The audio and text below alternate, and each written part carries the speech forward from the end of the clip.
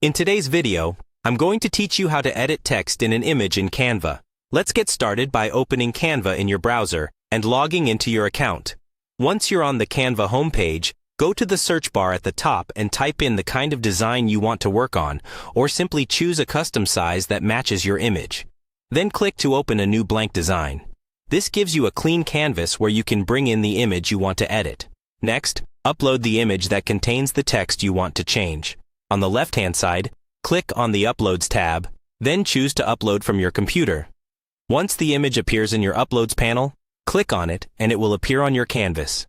You can drag the corners of the image to resize it so it fills the page or fits the layout you're working with. Now here's the key part. If your image has text baked into it, you usually can't just click and type over it directly. Instead, you'll cover or replace that text with new text. Start by adding a text box. On the left, click on the text option, then choose Add a heading, subheading, or body text, depending on how large you want your new text to be.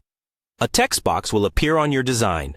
Drag this text box over the area where you want the new text to go. Click inside the box and type your replacement text.